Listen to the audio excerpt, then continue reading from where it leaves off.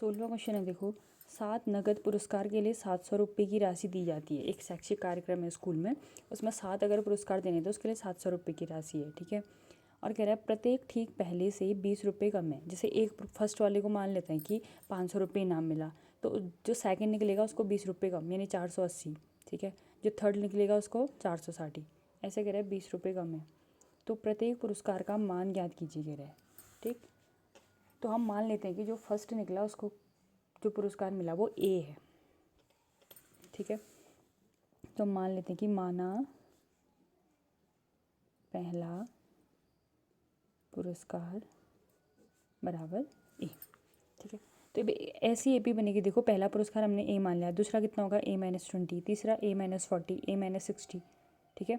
या फिर 20-20 हर पुरस्कार में से हम उसको घटाएंगे, और टोटल कितना है 700। कितने पुरस्कार हैं 7। तो जो हमारी एपी बनेगी ना वो ऐसे ही बनेगी, पहला वाला ए, फिर A-20, A-40, ऐसे करके 20-20 रुपये कम मिलेंगे इसको, ठीक। तो यहाँ पे एन जो होगा वो कितना हो जाएगा 7 पुरस्कार है। SN जो होगा S7 जो होगा वो कितना होगा आपका 700, क्योंकि टोटल रुपये कितने हैं 700 हैं, ठीक है। और पहला ए ही आ ही गया, और डी जो होगा वो 20 रुपये कम कह रहे हैं, तो यानी कितना जाएगा -20। -20 क्यों होगा, देखो ये भी मान सकते हो आप कि जैसे पहला पुरस्कार 500 था, दूसरा पुरस्कार 20 रुपये कम है, यानी 480 है, ठीक है। तो अब जो डी होगा वो सेकंड में से अगर आप पहले को माइनस करोगे तो 480 में से 500 को घटाओगे तो कितना आ जाएगा -20, ठीक है। तो ऐसे भी समझ सकते हो कि 20 रुपये कम कह रहे हैं तो -20 हो जाएगा। अब हमें क्या करना है, SN की वैल्यू रखनी है। SN बराबर क्या होता है, formula n/2 2a + n-1 × d। तो जैसे हमको देखो ए निकल जाएगा तो फिर हम -20 करते रहेंगे पुरस्कार में से, तो ठीक वैसे 7 पुरस्कार हमारे निकल जाएंगे, ठीक। SN कितना है हमारा 700, n कितना हो जाएगा 7/2 2a, ए हमको निकालना है, n हो गया आपका 7-1, d हो जाएगा -20, ठीक है। 7 से कट गया आपका 100 बार, 2 यहाँ जाएगा तो कितना हो जाएगा ये 200, बराबर आएगा 2a + 7 में से 1 गया 6 -20, तो यह आ जाएगा आपका 200 = 2a, माइनस प्लस माइनस हो गया, 6 दूना 12, 120, यहाँ -120 है तो यहाँ के प्लस हो जाएगा, तो ये आ जाएगा आपका 320, बराबर कितना आ गया 2a। ए निकालना है तो वो आ जाएगा आपका 320/2, यानी कितना आ गया 160, ठीक है। तो पहला पुरस्कार कितना आ गया आपका 160। फिर आप 7 के 7 पुरस्कार निकालने हैं तो लिख लोगे, अतः पहला पुरस्कार बराबर कितना 160 रुपये, ठीक है। फिर दूसरा पुरस्कार कितना आएगा 160 से 20 कम, यानी कितना आ जाएगा 140 रुपये। तीसरा पुरस्कार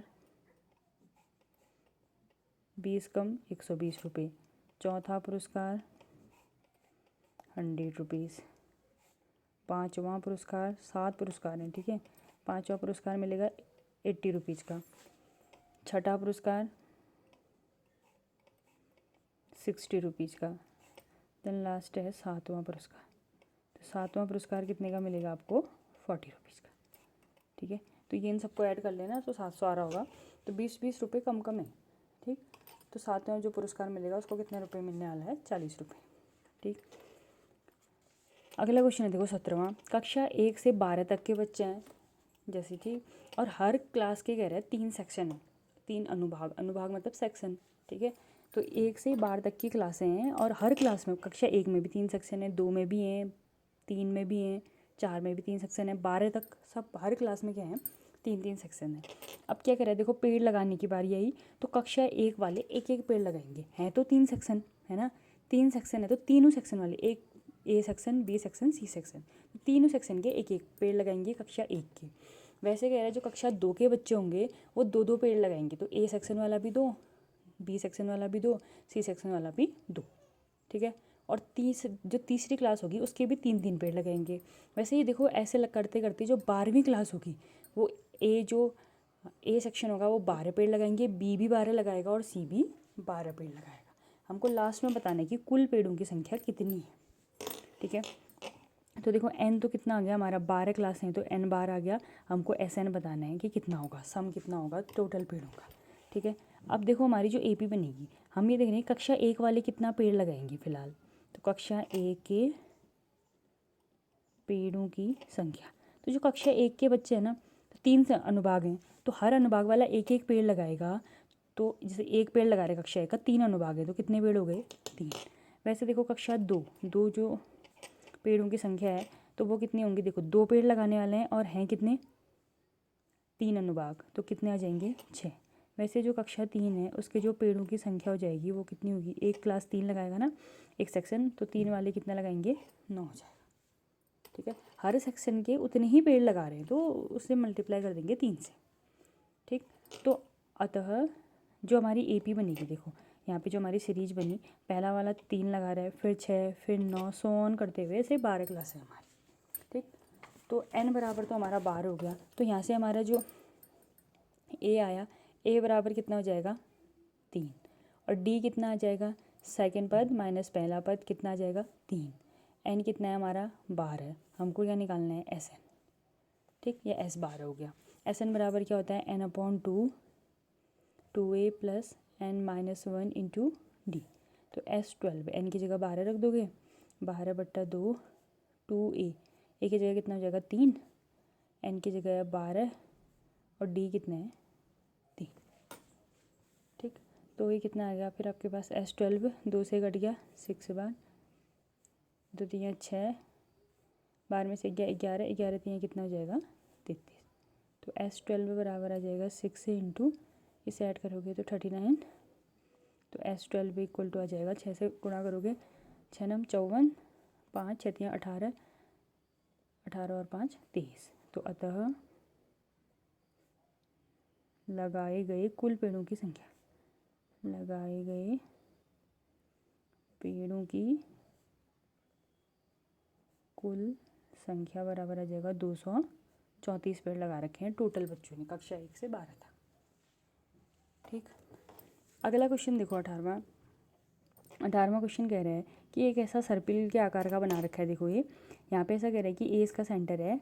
ठीक, पहले वाले की जो ये है, देखो ये सर्पिल के आकार का है ना, तो फर्स्ट वाले की जो त्रिज्या है, त्रिज्या तो इतनी हुई ना, त्रिज्या है 0.5।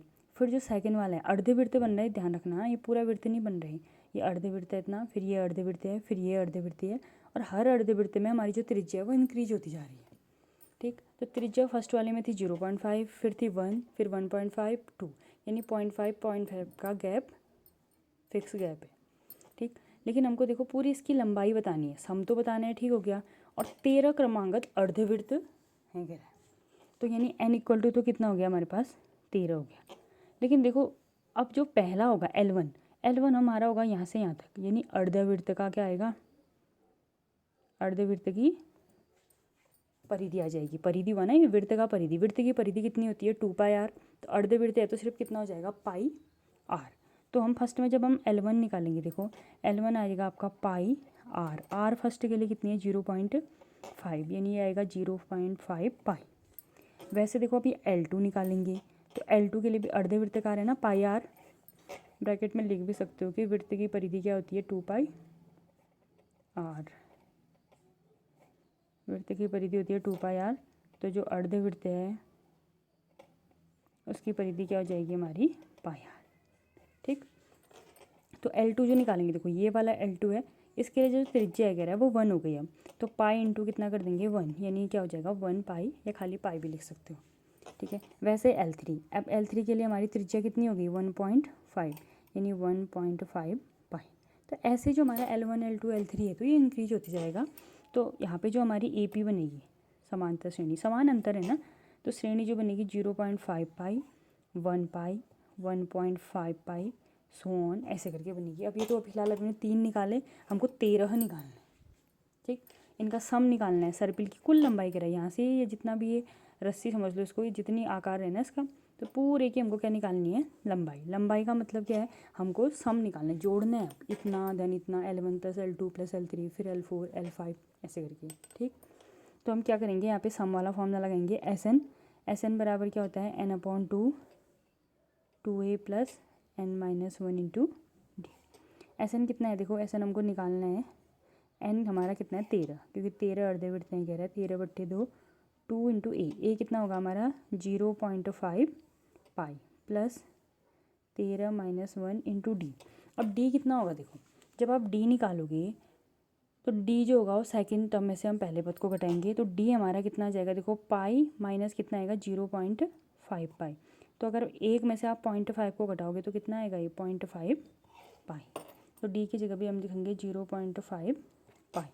ठीक है, तो जो हमारा ऐसा आएगा देखो 13/2, 0.5 से अगर आप 2 को गुणा करोगे 5 दूना 10, ठीक, पॉइंट लग जाएगा तो खाली कितना जाएगा 1.0 पाई, प्लस ये कितना आएगा 13 में से 1 गया 12, 12 पंचे 60, यानी कितना आएगा 6 पाई, 0.0 हो गया। ठीक है, तो ये आएगा आपका 13/2 गुणा 6 पाई और एक कितना आएगा ये 7 पाई। पाई का मान आपको दे रखा है 22/7, तो 13/2 गुणा 7 गुणा 22/7, 7 से 7 कैंसिल आउट, 2 से कट गया 11 बार। तो आंसर जो आएगा हमारा S13 जो आएगा वो आएगा हमारा 13 गुणा 11, तो 11 3 33, 3 11 कम 11 और 3 14, तो 143 सेंटीमीटर आंसर आ गया। तो लास्ट में लिख सकते हो कि अतः सर्पिल की कुल लंबाई बराबर, अतः सर्पिल की कुल लंबाई